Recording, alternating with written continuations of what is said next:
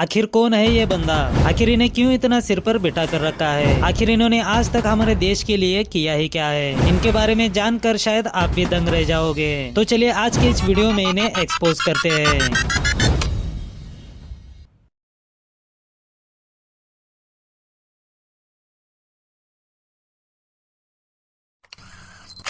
Hello guys, तो कैसे हो आप लोग? तो दोस्तों आज हम एक्सपोज करने वाले हैं भारत के एक ऐसे इंजीनियर को जिन्होंने सिर्फ मशीन नहीं बनाई बल्कि लाखों लोगों की जिंदगी बदल दी। सोनम वांगचुक। इनका जन्म 1 सितंबर 1966 को लद्दाख में उलेटोप्को नाम के एक छोटे से गांव में हुआ था। इनका गांव काफी छोटा था जिसकी वजह से वहां तब कोई स्कूल नहीं हुआ करते थे। सोनम वांगचुक जब स्कूल जाने के एज को आते हैं, वहाँ कोई स्कूल ना होने की वजह से इनकी माँ ने इन्हें 9 साल की उम्र तक घर में ही पढ़ाया करते थे। 9 साल की उम्र के बाद सोनम जी हायर स्टडी के लिए श्रीनगर जाते हैं। वहाँ जाने के बाद भी इन्हें लैंग्वेज बैरियर की वजह से काफी मुश्किलों का सामना करना पड़ता है। कहते हैं यही अनुभव इनके जीवन का सबसे बड़ा टर्निंग पॉइंट था। यहीं पर इन्होंने पढ़ाई पर गौर किया और एजुकेशन सिस्टम को समझा।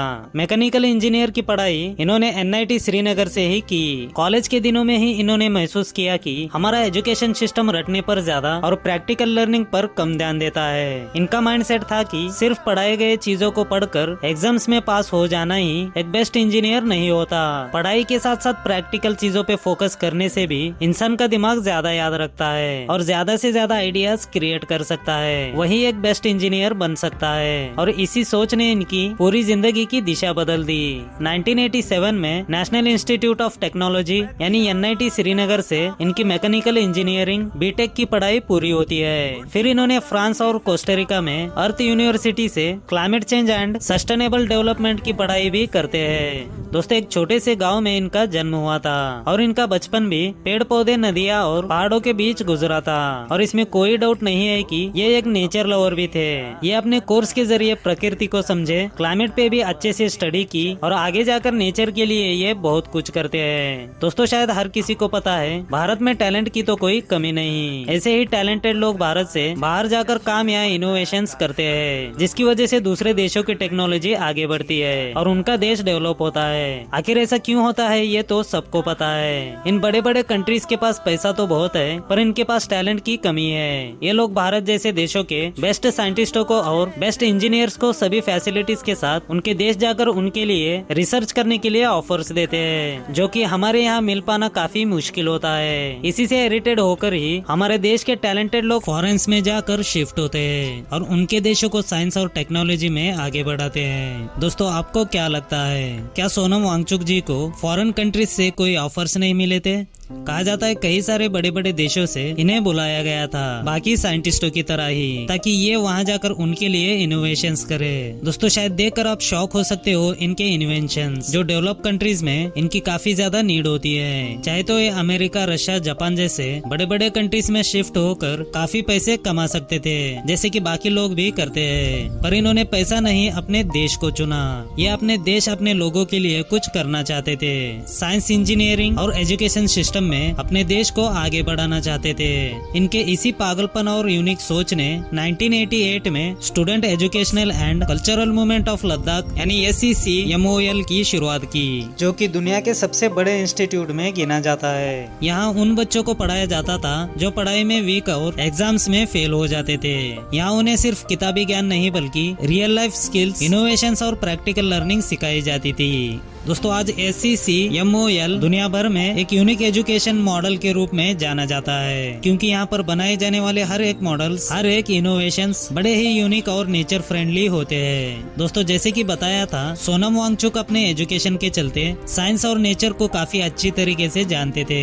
कहा जाता है लद्दाख में हर साल एक बड़ी समस्या होती थी। सर्दियों में पानी जम जाता था यानी बर्फ बनता था, और जब गर्मी स्टार्ट होती थी और खेती करने के लिए पानी की बहुत ज्यादा प्रॉब्लम होती थी, जो कि अप्रैल और मई में नेचुरल बर्फ अभी पिघली नहीं होती थी। इस समस्या का हल सोनम वांगचुक जी ने आइस स्तूपा के रूप में निकाला।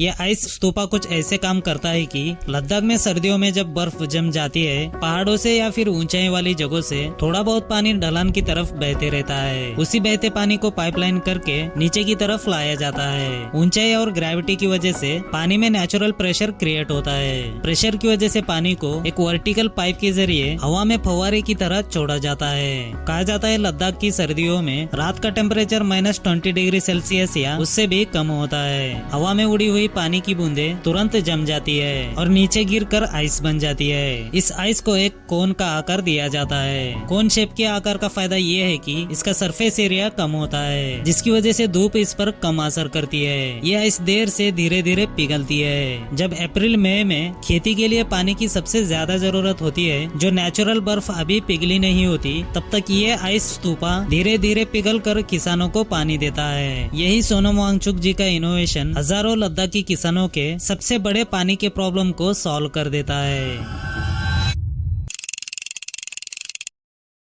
दोस्तों इसके बाद इनके मन में एक बात काफी दिनों से खटक रही होती है। जम्मू कश्मीर जैसे बर्फीले रेगिस्तान में हमारी इंडियन आर्मी जो -20 डिग्री सेल्सियस से भी कम टेम्परेचर में हमारे बॉर्डर की जो सुरक्षा करते हैं, जवानों की इतनी तकलीफ उन्हें देखी नहीं जाती। तो इंडियन आर्मी के लिए भी सोनम वांगचुक एक स्पेशल टेंट बनाते हैं। ये एक सोलर हीटेड टेंट है। बाहर हड्डी जमा देने वाली ठंड ही क्यों ना हो, -14 -20 डिग्री सेल्सियस में भी टेंट्स के अंदर गर्मी होती है। ये भी नेचर फ्रेंडली इनोवेशन ही है, जो बिना किसी भी फ्यूल को यूज किए बिना सिर्फ सोलर एनर्जी पे ही काम करता है। कहा जाता है बर्फीले बॉर्डर पे तैनात हमारे इंडियन सोल्जर इसी में सोते हैं और रेस्ट भी करते हैं, जो आर्मी के लिए ये किसी वरदान से कम नहीं। सोनम वांगचुक जी ने और भी कई सारे इनोवेशंस किए हैं, जो सभी के सभी नेचर फ्रेंडली ही है, जिसकी वजह से इन्हें कई सारे पुरस्कारों से सम्मानित किया गया है। जैसे कि 1996 में जम्मू और कश्मीर में शिक्षा सुधार के लिए रेस्पेक्टेड मेडल दिया जाता है। 2001 में द वीक पत्रिका द्वारा मैन ऑफ द ईयर का पुरस्कार दिया जाता है। 2002 में the Ashoka fellowship for social entrepreneurship पुरस्कार से सम्मानित किया जाता है। 2004 में द ग्रीन टीचर अवार्ड दिया जाता है सेंचुरी एशिया की तरफ से।